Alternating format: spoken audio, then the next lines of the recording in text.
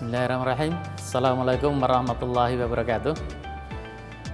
Adik-adik, pada pagi hari ini kita akan melakukan praktikum erat kaitannya dengan penggunaan obat-obatan, yaitu dengan penggunaan obat diuretik, obat yang kita gunakan untuk meningkatkan produksi urin yang biasa kita pakai pada kondisi-kondisi tertentu yang pada seseorang ada kelebihan cairan ya, sehingga harus kita tarik, harus kita keluarkan, atau pada orang hipertensi untuk mengurangi volume dari darah supaya bisa menurunkan tekanan darah, kita memberikan diuretik. Salah satunya adalah dengan klasik, dengan furosemid. Tapi macam-macamnya ya, nanti seperti di kuliah kita lihat nanti macam-macamnya apa yang kita gunakan nanti di praktikum. Ya, jadi praktikum kita pagi hari ini adalah praktikum farmakologi tentang penggunaan obat diuretika. Jadi kita praktikum untuk melihat efek pemberian obat, yaitu obat diuretika. Tujuan praktikum sebagaimana biasanya kita sampaikan bahwa praktikum ini adalah untuk mendukung pembelajaran agar mahasiswa lebih memahami konsep farmakoterapi sekaligus melatih keterampilan mahasiswa yang berkaitan dengan intervensi terapeutik yang berkaitan dengan obat-obatan. Lebih khusus pada praktikum yang akan kita kerjakan pada pagi ini, kita berusaha untuk lebih memahami farmakokinetik dan juga farmakodinamik pada penggunaan obat diuretika. Kita tahu bahwa untuk mendapatkan efek terapi obat, maka banyak hal yang berpengaruh. Ada faktor klinik, ada faktor pemberian obat, faktor farmakokinetik dan juga farmakodinamik dari obat itu sendiri. Ya. Dari faktor klinik mungkin ada umur, ada kondisi kesehatan dan lain-lain ya. Dari segi pemberian obat-obatan yang berpengaruh, ada bentuk sediaan obatnya apa, rute atau cara pemberiannya kita lakukan melalui cara pemberian yang mana, sifat-sifat farmakokinetik dan farmakodinamik obat. Untuk farmakokinetik, kita tahu bahwa obat ketika kita berikan pada seseorang maka akan mengalami absorpsi, distribusi, kemudian metabolisme, dan kemudian akan diekskresi atau dieliminasi. Setelah diabsorpsi, didistribusi, obat akan mencapai tempat kerjanya untuk bisa timbul efeknya. Dari sediaan obat ada macam-macam, ada tablet, kapsul, salut film, sirup, salep, injeksi ya. Tentu efek yang didapatkan akan onsetnya akan berbeda. Kita memberikan tablet dengan kita memberikan injeksi, onsetnya tentu akan berbeda. Injeksi dengan intramuskuler, injeksi dengan langsung masuk ke pembuluh darah, tentu efeknya akan lebih cepat yang langsung masuk pembuluh darah. Begitu juga ini, bahwa obat akan mengalami perjalanannya di dalam tubuh. Paling tidak ada 3 fase yang dialami obat kalau kita berikan secara oral.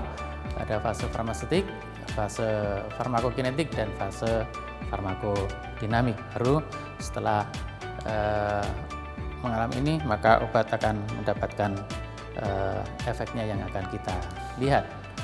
Fase farmaseutik, kita tahu 80% obat yang diberikan secara oral itu akan mengalami fase ini ya. Dari bentuk tablet yang besar akan mengalami desintegrasi menjadi molekul yang lebih kecil, kemudian terlarut di solusi, baru akan mengalami membran biologis ya di traktus gastrointestinal untuk masuk ke sirkulasi ya. Yang ini ada waktu yang dibutuhkan untuk obat berdesintegrasi sampai menyiapkan diabsorpsi oleh tubuh memerlukan beberapa saat. Setelah obat kita berikan, maka akan mengalami farmakokinetik dari tempat pemberiannya, apakah dia tadi bentuk tablet atau bentuk injeksi.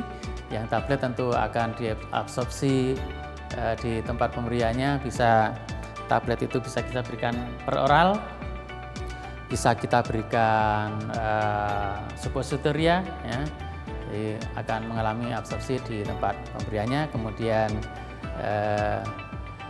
didistribusi ya, setelah diberikan sesuai tempat pemberiannya, apakah per oral atau parenteral, kemudian didistribusi masuk ke sirkulasi darah ya, akan diantarkan ke tempat kerja obat itu.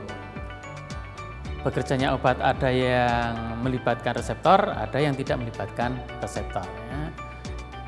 Yang akan misalnya di sistem saraf, maka akan berikatan dengan reseptor-reseptor yang terkait dengan sistem saraf. Untuk praktikum kita nanti, kita menggunakan obat diuretik, bekerjanya nanti di tubulus-tubulus di ginjal ya. Setelah masuk sirkulasi darah akan dibawa sampai ke ginjal, kemudian bekerja di tubulus di sana ya. Setelah obat bekerja di tempat aksinya, kemudian ada yang sampai ke jaringan lemak akan disimpan, ada yang melewati liver akan mengalami biotransformasi, akan dimetabolisme, dinonaktifkan, dan kemudian nanti akan dieliminasi, akan dieskresi. Obat-obat dieskresi ada yang melalui traktus gastrointestinal, ada yang melalui ginjal, ada melalui paru, ada melalui kelenjar keringat ya. Tapi nanti pada praktikum ini kita menggunakan lasik, nanti akan dieliminasinya di ginjal ya. Ya, macam-macam. Kalau ekskresinya ada di ginjal berarti melalui urin, kalau di traktus gastrointestinal melalui feses ya. Ada yang melalui keringat, melalui saliva. Untuk mencapai kadar terapi, kita bisa memberikan obat itu tergantung keperluan kita. Kita akan mendapatkan efek yang cepat, akut, atau kita harus mempertahankan kadar obat di dalam tubuh kita itu berada dalam rentang kadar terapi yang kita pertahankan, tidak hanya dalam jangka waktu 1 jam, 2 jam, tapi mungkin bisa berhari-hari, bisa sampai berminggu-minggu, sampai berbulan-bulan. Obat TB misalnya harus kita pertahankan karena terapinya sampai 6 bulan, maka ritme kadar terapinya harus kita pertahankan selama itu juga. Antibiotik kita memerlukan waktu selama 3 hari, 5 hari, kita harus pertahankan kadarnya di dalam darah itu, dalam kadar terapi selama 3 hari sama 5 hari. Kalau yang efek akut kita bisa berikan secara single, sekali pemberian saja, kadar obat akan meningkat, kemudian mencapai kadar terapinya, tidak sampai melebihi toksik tapi sudah berefek, kemudian dia akan dieliminasi, nanti kadarnya turun. Kalau kita berikan secara parenteral, intravena ya langsung didistribusi, mencapai efek, baru nanti kadarnya akan dieliminasi. Tapi untuk yang memerlukan efek selama berhari-hari, maka kita berikan dengan multiple dose, kita berikan dosis ulangan ya. Kalau yang akut untuk penggunaan diuretik misalnya di UGD kita mendapatkan seorang penderita dengan sesek datang ya, orangnya dengan tensinya tinggi, jantungnya sudah lama bengkak ya, dekompensasi kordis, biasanya akan kita dapati orang itu odem pulmo. Nah, odem pulmo kita berikan single akut, mungkin 2 ampul lasik ya, untuk mendapatkan efek akut ini ya. Kita tunggu selama 1 jam 2 jam untuk menurunkan volume cairan di dalam paru untuk ditarik dikeluarkan supaya seseknya menjadi berkurang. Tapi untuk terapi hipertensi maka perlu rentang waktu yang lama. Apalagi hipertensi itu boleh dikatakan obat yang harus dengan obat-obatan ya. Kita harus dengan multiple dose ya. Diberikan ada yang sehari sekali, ada yang sehari 2 kali, tergantung farmakokinetik, farmakodinamik obatnya itu sendiri. kita tahu bahwa tadi ketika obat kita berikan maka tergantung tempat pemberiannya. Kalau peroral akan kadar dalam darah naik secara perlahan. Kalau intravena dia langsung cepat didistribusi, kemudian akan segera turun. Kemudian mencapai kadar yang berada dalam rentang terapi. Ketika kadar mulai mencapai kadar minimal untuk berefek, maka efeknya kita bisa lihat. Dan sesuai dengan kenaikan kadar dalam obat ini, maka efeknya akan naik. Terus kadarnya obat naik, tapi kalau efeknya sudah maksimal, maka efeknya tidak akan naik terus. Yang ini kadarnya mungkin naik terus sampai melebihi kadar toksik, tapi di sini sudah maksimal. Kalau kemampuan orang kita memproduksi urin selama 24 jam itu 1.500 sampai 2.000 liter misalnya, maka kita pacu supaya orang mengeluarkan urin itu lebih dari 2 ml per kilogram berat badan, maka kalau sudah mencapai maksimal 2 ml per kilogram berat badan per jam, ya sudah akan maksimal segitu, tidak akan naik terus. Jadi kaitannya antara farmakokinetik dengan farmakodinamik, secara klinik sebenarnya farmakodinamik itu masih erat kaitannya dengan farmakokinetik. Ya, kita melihat onsetnya, melihat peaknya, melihat durasi, itu masih terkait dengan tadi kenaikan kadar, mencapai kadar terapi, maka kita akan melihat onset, melihat ada efek toksik, itu adalah peak. Kemudian lama dia berefek, obat mulai dikeluarkan, mulai diekskresi sampai kadar turun di bawah kadar terapi, maka itu adalah durasi. Dan banyak hal yang mempengaruhi di sini, antara variabilitas farmakokinetik erat kaitan dengan farmakodinamik itu, dari dosis obat yang kita berikan, dari konsentrasi cairan biologis, ya, metabolisme,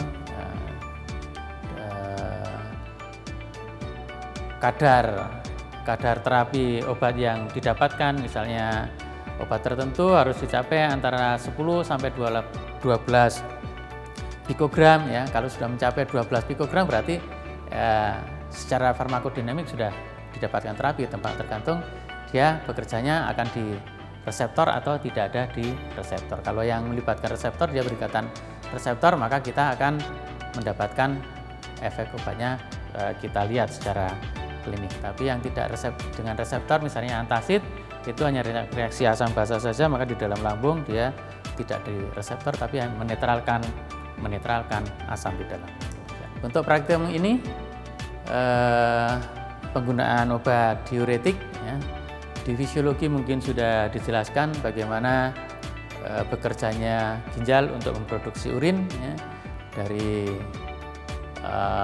darah melewati glomerulus, kemudian di sana darah akan disaring melalui tubulus, kemudian akan dikeluarkan ke dalam uretra, masuk ke dalam vesika urinaria dan dikeluarkan sebagai urin. Obat-obat diuretik ini bekerja di berbagai tempat di tubulus ini. Ada yang dekat di glomerulus ini, di tubulus proksimal sini adalah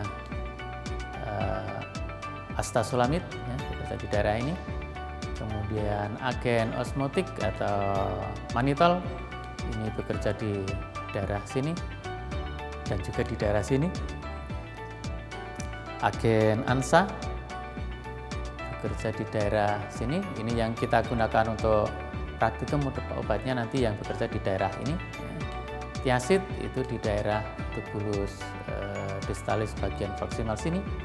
Ada antagonis aldosteron di sebelah sini bekerja, antagonis ADH juga di daerah tubulus ductus collectivus.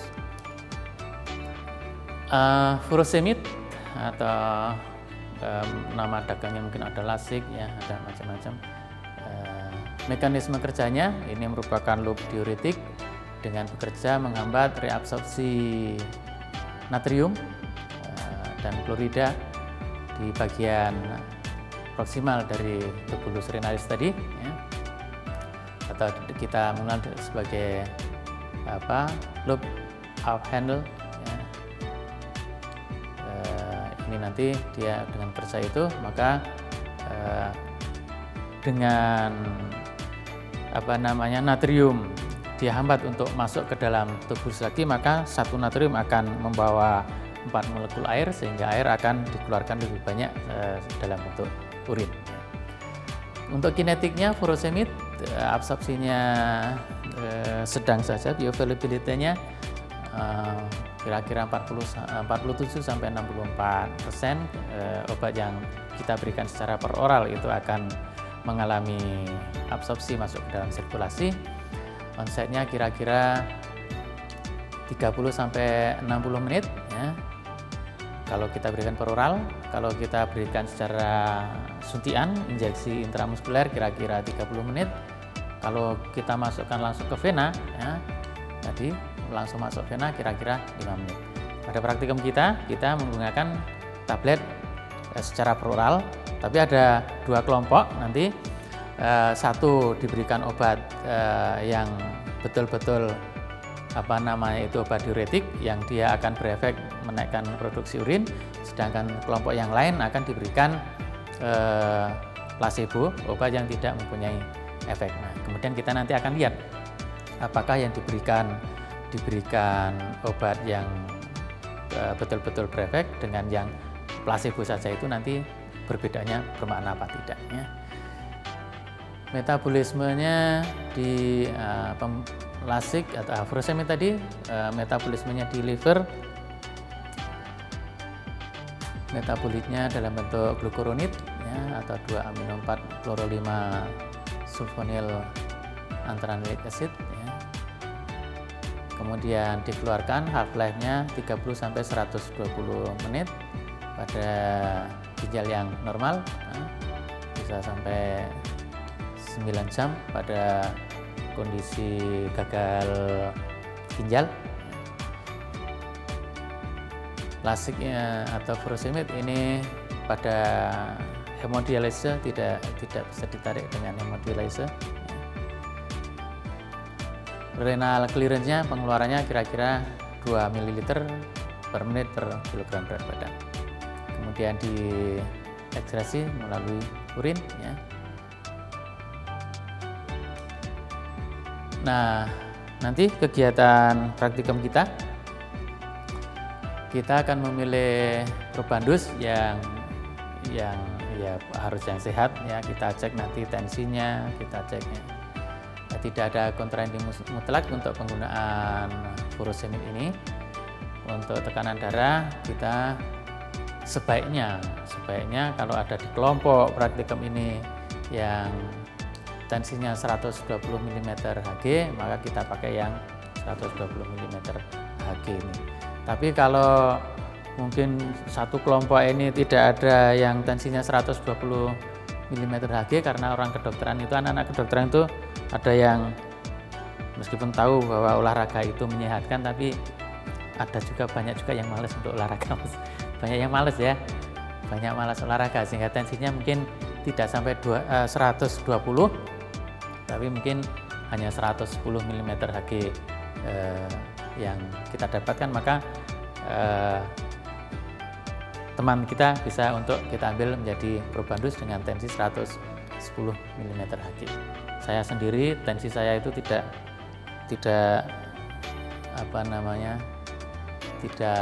lebih dari ini juga, ya, biasanya hanya 110 kalau saya mengukur. Kemudian setelah kita cek tensinya, kemudian kita minta untuk mengosongkan kandung kemih.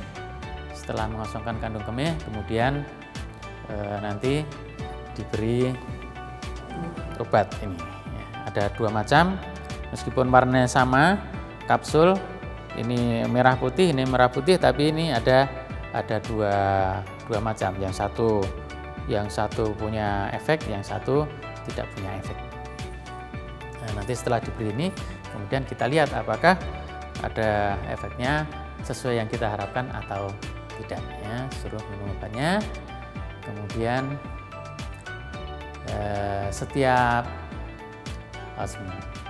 kemudian setelah minum obat, maka setiap 15 menit probandus kita minta untuk mixing, untuk mengeluarkan urinnya, untuk kita ambil ya, kemudian kita ukur apakah nanti setiap seperempat jam itu keluar urin berapa mililiter. Kalau normalnya kan kita 1 jam akan keluar 1 cc per kilogram berat badan per jam. Jadi kalau 1 jam berat badannya 60 kilo akan keluar 60 cc ya. 60 cc, mungkin ini padanya pakai ini sampai 100 cc ya, 1 jam. Kalau 1 jam 100 cc, maka tiap seperempat jam akan keluar 50, ini alat ukur untuk 50. 60 bagi 4, 15. Ya, 1 jam paling tidak 15 cc akan keluar urinnya. Tapi mungkin ada probandus yang kita dapatkan efeknya berbeda. Bahwa kita memberikan obat itu ada faktor faktor dari penderita itu sendiri yang akan membuat efek obat itu menjadi berbeda. Atau mungkin sebelum kita beri obat ini, meskipun kita minta untuk kosongkan kandung kemih, akan tapi kalau sebelumnya minum airnya jumlahnya tidak sama, tentu nanti ketika kita amati setiap 15 menit itu efeknya menjadi berbeda. Apalagi kita tahu tadi farmakokinetiknya, obat diuretik itu onsetnya ada setengah sampai 1 jam ya. Praktikum kita hanya 1,5 jam. Mungkin ada yang 1 jam itu baru mulai berefek, ada yang setengah jam itu sudah berefek, maka nanti tiap 15 ditampung itu jumlah urinnya akan menjadi berbeda. Baik, saya kira itu yang perlu saya sampaikan untuk pengantar praktikum kita pagi hari ini. Akhir kalam, bila taufiq wal hidayah. Assalamualaikum warahmatullahi wabarakatuh.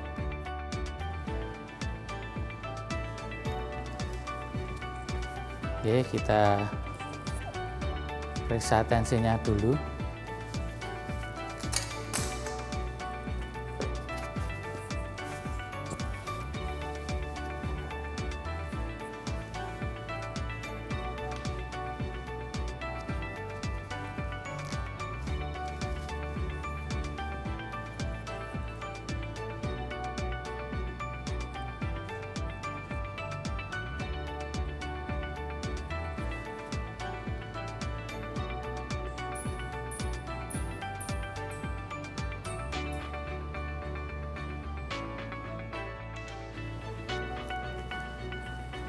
Ya, tensinya 115/70. Jadi kalau tadi kita sampaikan syaratnya 120, kalau 120 biasanya tidak banyak yang tidak tercapai. Ini biasanya kurang dari 120, 110 atau 115 kita masih berani untuk memberikan obat diuretik ini, karena kadarnya ini dosisnya cukup kan dosis tinggi untuk force diuresis dan tidak akan menurunkan tekanan darah begitu cepat sampai drop. Jadi dengan 115 masih bisa menjadi probandus untuk praktikum ini.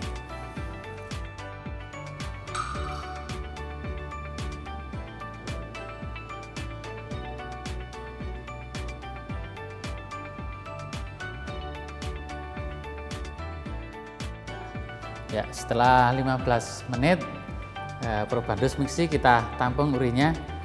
Ini urin yang pertama 100 cc, kurang lebih 100 cc. Ini yang lain hanya 50 yang ini 50 cc. Nanti 15 menit lagi perubahan dus, mixi lagi, kita ukur lagi berapa cc produksi urinnya. Kemudian nanti setiap 15 menit diukur lagi. Ini urin tampung 15 menit kedua. Yang ini tadi 100 cc turun, ini hanya 50 kelihatannya. Yang ini kebalikannya, yang tadi 50 sekarang menjadi 100. Ya, kita lihat nanti sekali lagi, coba yang menit ke 45 nanti. Nanti yang ini sama-sama berkurang atau masih nambah lebih banyak lagi, coba nanti di 15 menit lagi. Ini urin tampung 15 menit ke 3 atau 45 menit. Yang ini tadi pertama kali 100, kemudian kurang lebih 50, ini sudah berkurang lagi. Ini 40-an mungkin ya, lebih sedikit lagi.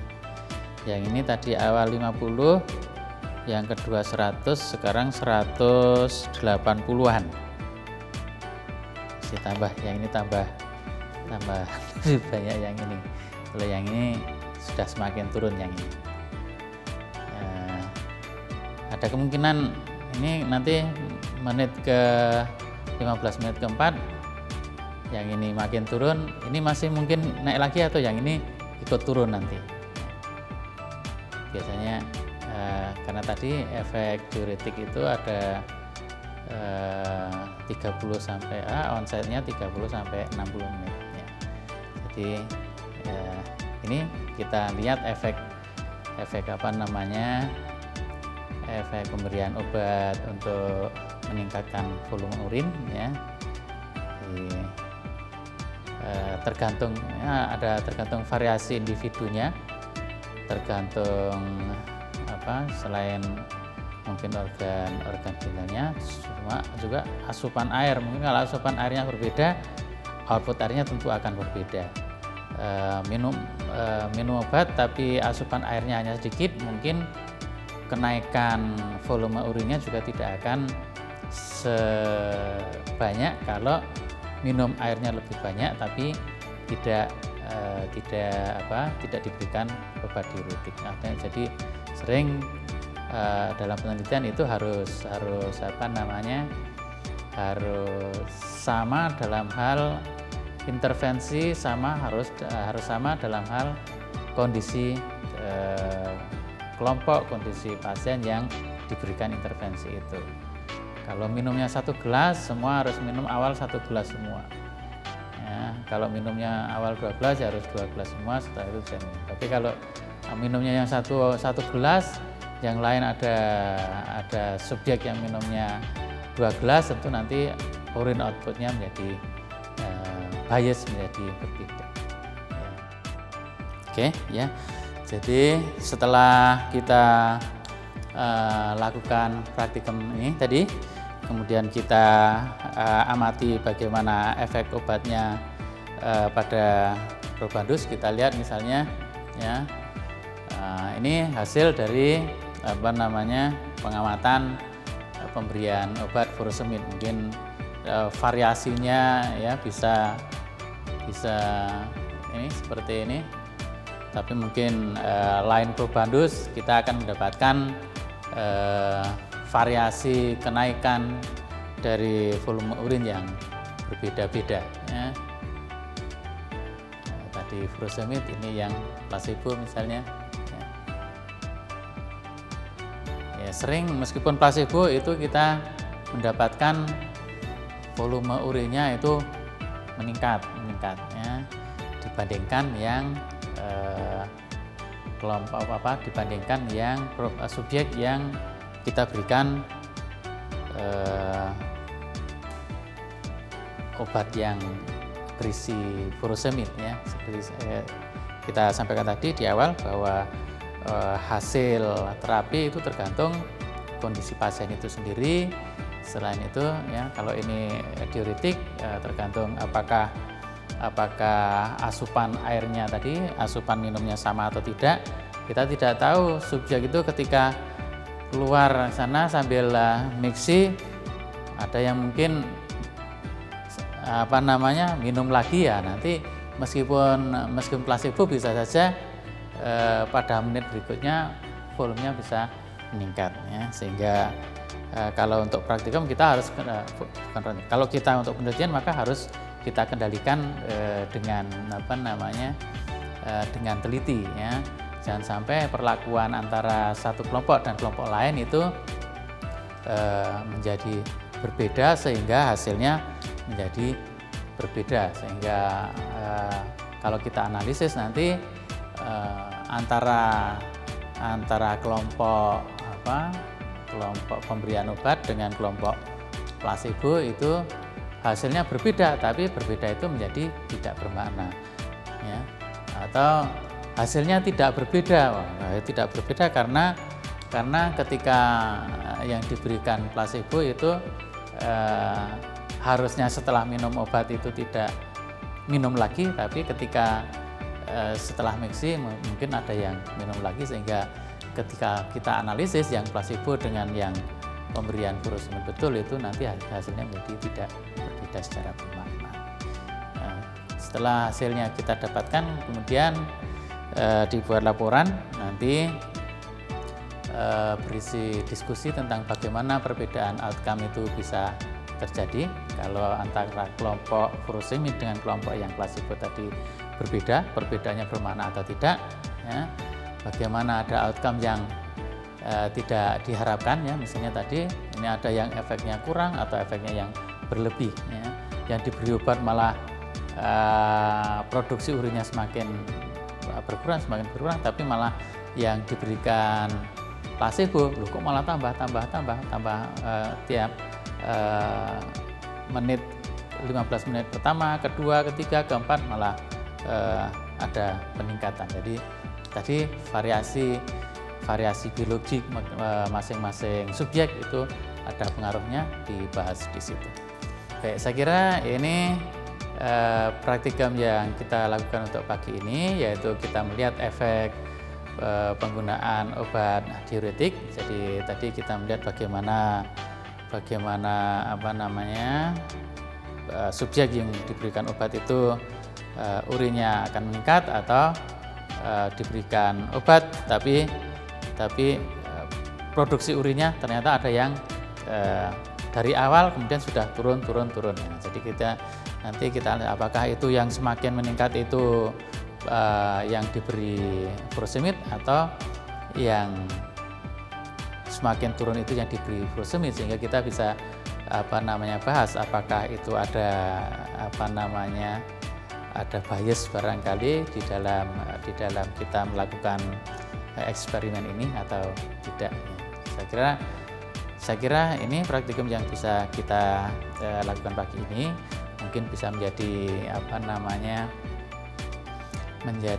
kalau nanti mau KTI atau ya untuk karya tulis ilmiah bisa digunakan untuk contoh metode penelitian untuk melihat efek suatu intervensi, efek pemberian obat dan sebagainya.